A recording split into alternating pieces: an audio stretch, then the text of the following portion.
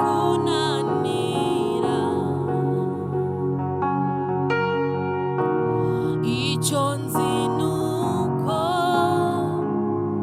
iyo utegetse ibyose biratungana hari ukuntu bikora iyo utegetse bigatungana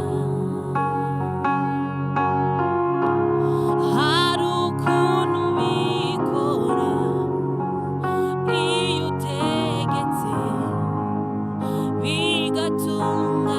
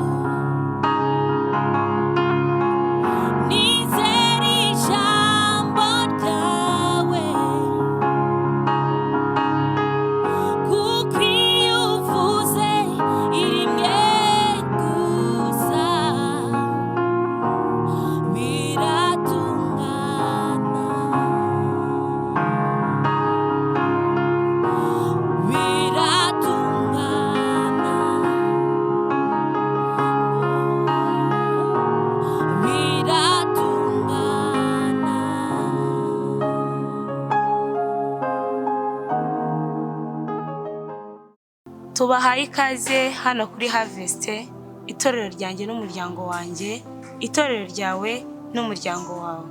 Aha kuri Bufite turi umuryango kandi itorero ni umuryango. Turi mu masengesho y'iminsi 40.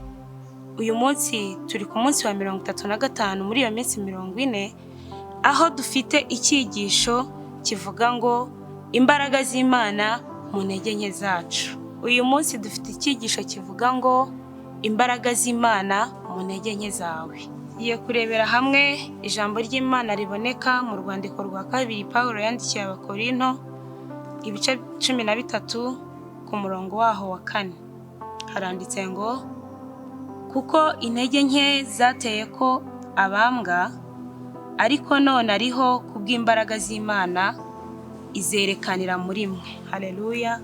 Intege nke zawe ntago ari impanuka ku Mana, kuko Imana yaziretse ibishaka kugira ngo igaragarize imbaraga zayo mu ntege nke zawe.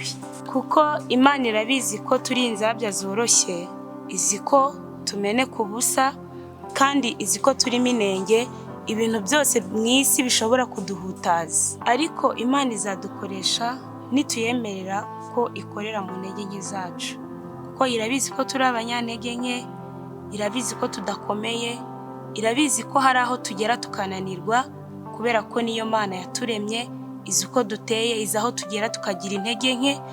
Niyo mpamvu tugomba kuyemerera ikadukoresha mu ntege nke zacu. Kugira ngo ibyo tubigereho, hari ibintu bibiri dushobora gukurikiza. Ku cyambere, kwemera intege nke zacu, tugomba kwemera ko tudatunganye. Mu buzima ntabwo turi intungane, twavukiye mu isi y'ibyaha, duhura n'ibintu byinshi bitwanduza, ntabwo turi intungane. Ntitugomba kwirarira twerekana ko ibintu byose bitunganye, ahubwo dufate igihe turondore intege nke zacu. Ushobora kwibaza uti ese narondora intege nke zanjye gute? Ushobora gufata urutonde ukandika ahantu ushobora kugira intege nke zawe, ukavuga uti ahangaha iyo mpageze biranga, aha iyo mpageze birananira. Ibyo ngibyo byagufasha mu buzima kuko byagufasha kwimenya. Kandi koko niba dushaka ko Imana yacu idukoresha, tugomba kumenya Imana iyo ariyo kandi tukimenya natwe ubwacu, kuko mu buzima intege nke n'ubundi ziradufasha mu buzima bwacu bwa buri munsi. Intege nke zidutera kwishingikiriza ku Mana yonyine, nta wundi muntu twishingikirijeho. Kandi intege nke zitubuza kwishyira hejuru, kuko iyo ugiye kwishyira hejuru ugatekereza ku ntege nke zawe, bituma uca bugufi. Kandi intege nke zacu zitwereka ko dukeneranye, zitwemeza ko buri muntu wese akeneye mugenzi we kugira ngo amufashe mu buzima bwe bwa buri munsi. Nta kintu wabasha kwikorera ubwawe udafite mugenzi wawe ngo agufashe. Icya kabiri, tugomba kurata intege nke zacu. Ntago mu buzima bwawe ugomba guhisha ko uri umunyantege nke.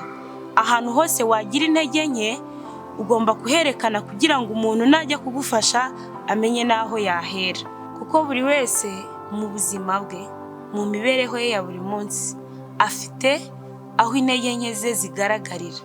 Niyo mpamvu tutagomba kwihishira, ahubwo tugomba kugaragaza uko turi, tugomba kwigaragaza uko turi, ntitwiyerekane uko tutari. Tugomba kurata intege nke zacu kugira ngo bidufashe mu buzima bwacu bwa buri munsi, kuko Imana yo yaturemye izi ntege nke zacu zose, kandi idufasha muri izo ntege nke zacu kugira ngo igaragaze imbaraga zayo zihambaye. Kuri uyu munsi wa 35 dufite ingingo yo kuzirikana. Ingingo yo kuzirikana dufite: Imana inkoresha kurushaho iyo nemera intege nke zanjye. Imana inkoresha kurushaho iyo nemera intege nke zanjye. Nawe Imana izagukoresha kurushaho niwemera intege nke zawe. Aha umurongo wo gufata mu mutwe turawusanga mu rwandiko rwa kabiri Pawulo yandikiye Abakorinto, ibice 12 ku murongo waho 9 kuri A. Ndabararikira kugira ngo mwese abakurikiranye iki kiganiro, ndabararikira kugira ngo abantu mwese mukurikiranye iki kiganiro muze kuhasoma. Ikibazo cyo gutekerezaho kuri uyu munsi: ese naba mbuze imbaraga z'Imana gukorera muri njye ngerageza guhisha intege nke zanjye? Ni iki nakwerurira abandi kugira ngo ntangire kubafasha? Ese naba mbuze imbaraga z'Imana gukorera muri njye ngerageza guhisha intege nke zanjye? Ni iki nakwerurira abandi kugira ngo ntangire kubafasha?